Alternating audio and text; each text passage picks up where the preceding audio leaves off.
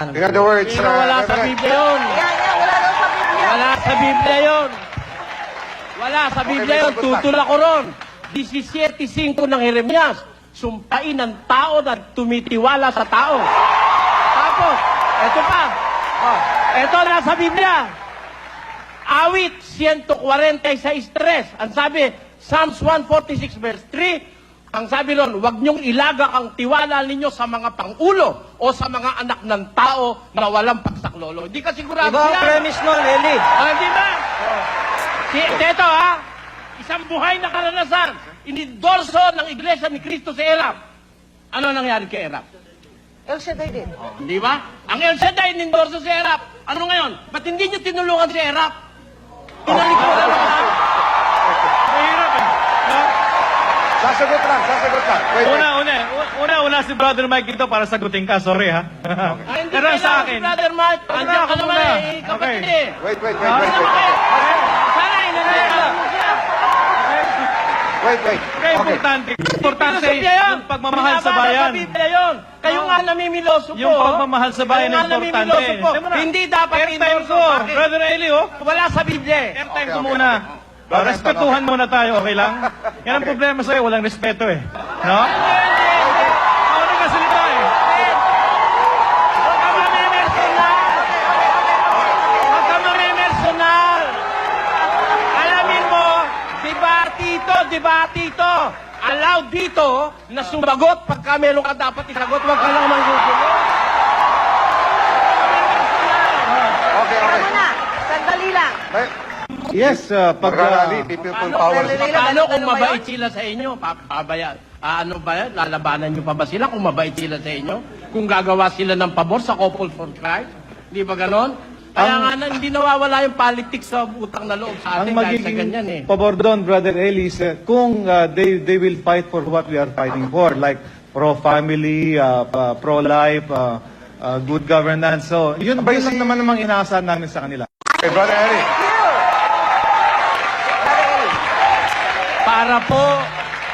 Para po mailagay sa kamay at desisyon ng tao, hindi kailangan mag-endorse on sino religious leader.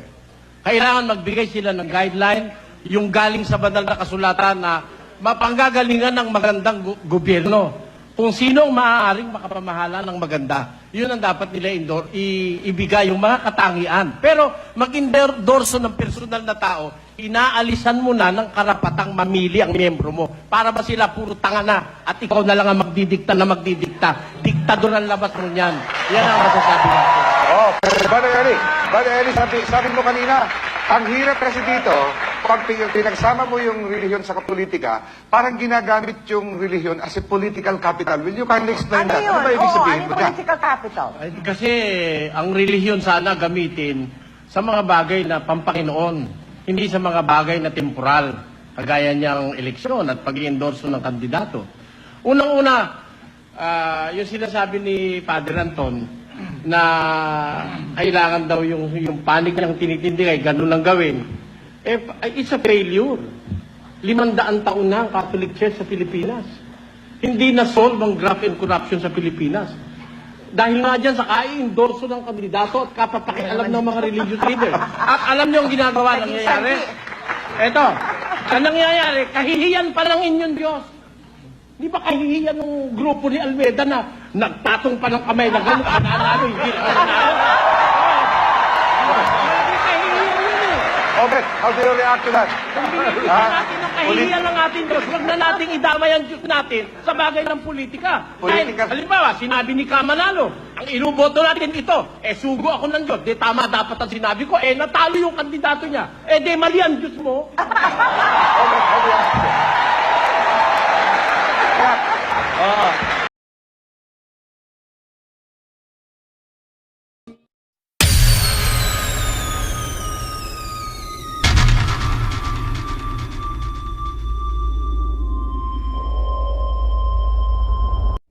I was giving a recollection to a group of priests, and there were 2 bishops, and it was a 2-day workshop, and the whole 2 days was really about how to raise money for the church. And there were other speakers, and before me there was a speaker talking about how to have a school in the parish so that they would raise money for the parish. And there was another speaker that talked about how to have a columbarium in the parish, so that they would raise money. And there was another speaker, he was saying, well, you need to put up certain small ways of, like maybe charge for parking or something, or put stores in front and rent space, and etc. And finally, they asked me to speak, and I talked about tithing. And as I was speaking, I noticed that it was like very difficult for some priests, and finally they raised their hand, and one of them said, but Brother Bo, it's so difficult to teach about tithing. It's like, you know, we're afraid that people will say, no, we're not used to it. And I had to tell them this. I said, you know what? You'll be surprised. I've been teaching tithing to my spiritual community, the Light of Jesus, for the past 30 years.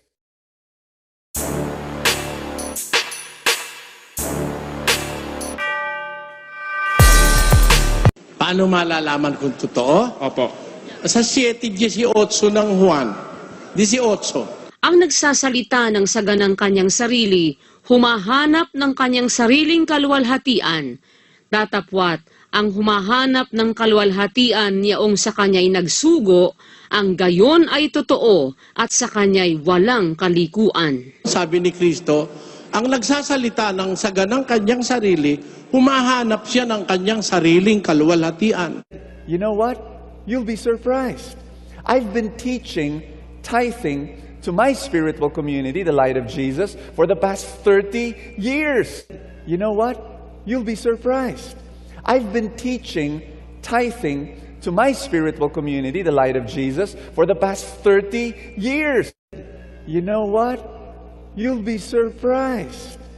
I've been teaching tithing to my spiritual community, the Light of Jesus, for the past 30 years. Ako ba nagsasalita na pansarili? Hindi po. Tatanong kita, kapatid. Kasi malalaman mo yung totoo eh. Yung totoo, hindi nagsasalita na mula sa sarili. And finally, they asked me to speak, and I talked about tithing. And finally, they asked me to speak, and I talked about tithing. And finally, they asked me to speak, and I talked about tithing. Sabi sa 7:17, ganito. Kung ang sino mang tao ay nag-iibig gumawa ng kanyang kalooban, ay makikilala niya ang turo kung ito'y sa Diyos o kung ako'y nagsasalita na mula sa aking sarili. Dalawang klase lang ang mangangaral eh. Isang sa Diyos at isang nagsasalitang mula sa sarili. Na yun. Yung pong bawal manigarilyo, Mr. Soriano, tatapatin ko kayo, it is a medical statement. It is not a biblical statement. Bakit kung mabasa ko sa Biblia? Kung mabasa ko sa Biblia? Basahin niyo yung salitang sigarilyo. Talo na ako, Mr. Soriano. Ay, tinan mo. Piloso po ka palang kangkong eh. Basahin niyo, Mr. Soriano. Yung salitang sigarilyo. Babasahin ko. Ako ang bahala. Wala kang pakialam, ako babasa. Babasahin ko. Bawal yan. Oh. Tapos sabihin mo medical term. Nasa Biblia yan. Mr. Soriano. Ha? Gusto Babasahin kong ko. marinig. Babasahin ko. Sige. Pag nabasa ko, tatanggapin mo. Talo ka na. Talo ko, Mr. Soriano. Talo ka na. O, sige ha. Moderator, saksi kayo ha. Pag nabasa ko na masama ang sigarilyo, talo na siya ha. Tapos na diskusyon. Eto ha.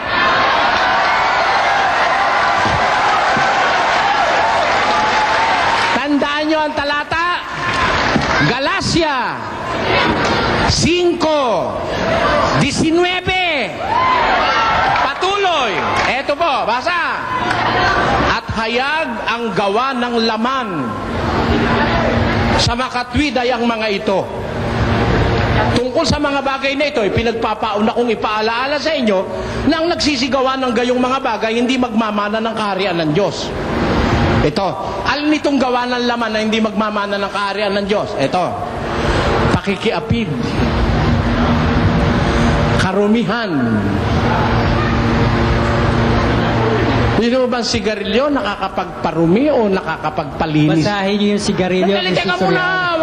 wag mo ako interrupt. Karumihan, kalibugan, pagsamba sa Diyos-Diyusan, pangkukulam, mga pagtataniman, mga pagtatalo, mga paninibugho, mga pagkakaalitan, mga pagkakampi-kampi, mga pagkakabaha-bahagi, mga hidwang pananampalataya, mga kapanaghilian, mga paglalasing, mga kalayawan, at ang mga katulad nito.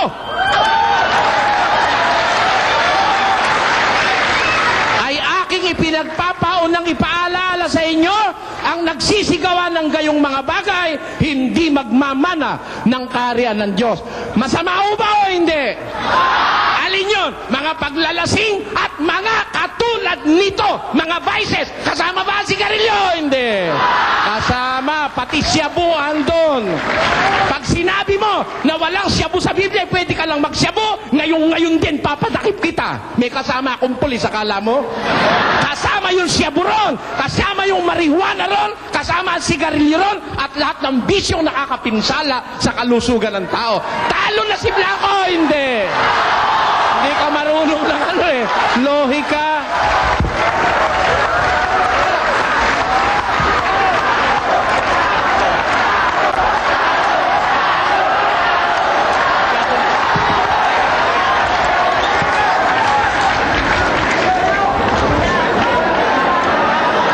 At paninigarilyo, panalo na si Mr. Soriano. Wala po yung sigarilyo doon, Mr. Soriano. Wala po.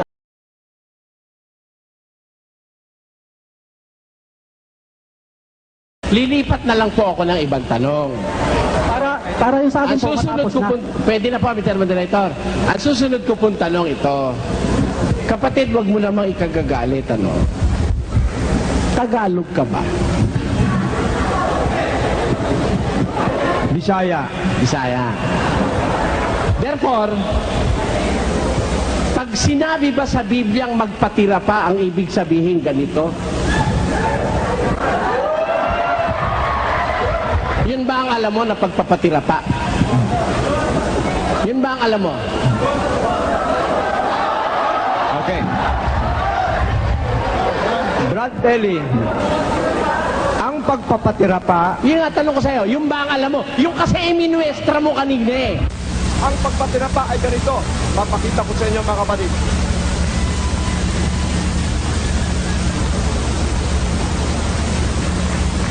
Ganyan po ang pagpapatira pa. Yun ba ang alam mo?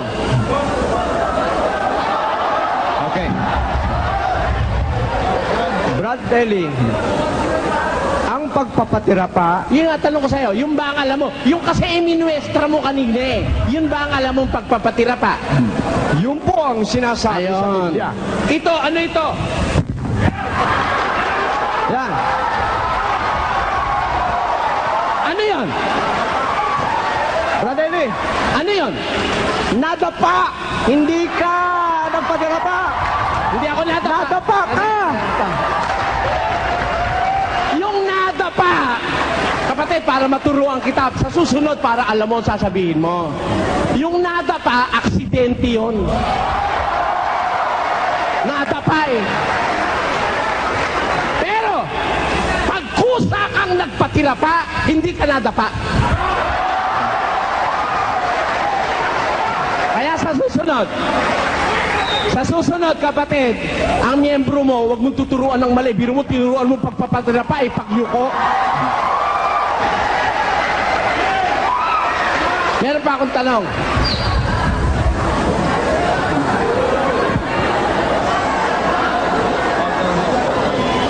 Bilangin mo yung susunod kong tanong ganito.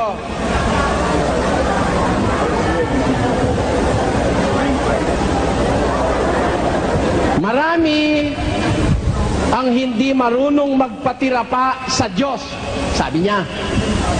Tanong ko ngayon, kapatid, kung marami granting, maraming hindi marunong magpatira pa sa Diyos. Sabi mo kanina yun, nung ginamit mo yung 14:25 ng Korinto. Tanong ko sa iyo ngayon, ikaw ba't miyembro mo marunong magpatira pa? Opo. Yung bang ginawa mo kanina, pagpapatira pa o pagyuko? Sa wikang, okay, sagutin natin. Sa wikang English, ang pagkasabi ay bow down. Hindi dapa yun. At kung inyong pagmamasdan, yung bang bow down? Yung bang bow down, hindi pagdapa? Saan diksyonary mo nabasa na yung bow down ay hindi pagdapa? saan? Kasi alam nyo, dapat tayo, pagkagagawa tayo isang bagay, sigurado natin ginagawa natin. Kaya nga ang sabi, pagpapatira pa, iba yung napaluhod kaysa sa lumuhod. Iba yung nagpatira pa kaysa sa nadapa. At siya kanina iminuestra pa niya, hindi naman siya nagpatira pa nun. Hindi siya nagpatira pa nun. Ang pagpatira pa ay ganito. Mapakita ko sa inyo mga kapatid.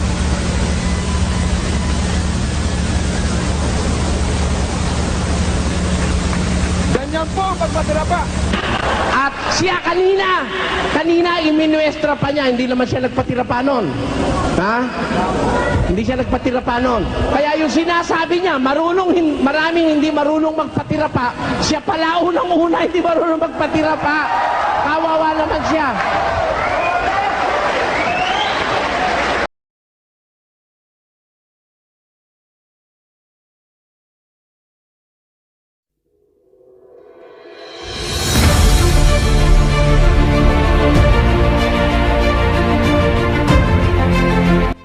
Daan siya sa inyong mga kamay kasi demokrasya tayo. Iboboto pa natin siya. Pinakilala ko lang siya na siya ang gusto ng Diyos para sa atin. Hindi, mali yan. Nagsisinungaling ka talaga, huling-huli ka na. Sabi mo, pinakilala mo na siya talaga ang appointed ng Ama. Ba't nung kaharap mo si Chris Aquino, binago mo? Pinakilala ko naman talaga si Pinoy, pero I have given my word to people. Gusto kong maliwanagan, mga kababayan. Maraming pastor ngayon, matigas ang pagmumuka. Harapan niloloko Pilipino. Sabi mo, ang appointed, sige po. Yun ang gusto ng Ama. Kaya lang, kailangan dumaan sa eleksyon, kaya natalo. Yung palang Diyos mo, talunan. Yung Diyos mo, talunan. Yung Diyos na totoo, pag nagsabi yun, kahit ano mangyari, ang mangyayari yung sinabi niya. Ikaw naman, para lang mahilot mo yung kasinungalingan mo, sabi mo, siya talaga gusto ng Ama. Hindi nyo binoto, kaya hindi siya naging presidente. Mali yan. Bakit? Sinabi mo kay Chris ang revelation mo talaga si Pinoy, hindi si Gibo. Alin ba talaga, Mama? He gave me his name, and he took my name as his new name. So my name became his name, and his name became my name. Ang kanya raw pangalan, ang kinuha ng Diyos para maging pangalan niya at nakipagpalit. At yung pangalan naman ni Christ, Jesus Christ, binigay sa kanya na bago niyang pangalan. Yun po ang aligasyon ng Mama. He gave me his name, and he took my name as his new name. I and my Father's name are one.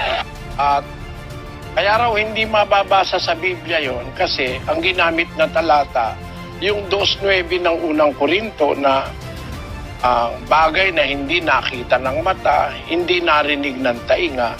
Kaya daw yung sinasabi niya, wala raw mababasa sa Biblia kasi hindi nakita ng mata, hindi narinig ng tainga. Sinabi nila, bakit di namin nabasa yung pangalan mo o siyang pangalan niya? Bakit di namin alam na ikaw ang may-ari ng Bulsang Libutan? Alam mo? Bakit? Eto, basahin mo. Ano sinasabi niya? Look what he said in 1 Corinthians. English muna. Yes, Pastor, 1 Corinthians chapter 2, verse 9. But as it is written, I had not seen. I had not seen. Hindi mo nabasa. Basa na, basa. Hindi nga nakita ng mata. Ipapakita ba ng Diyos ang regalo niya? Baka nakawin mo pa.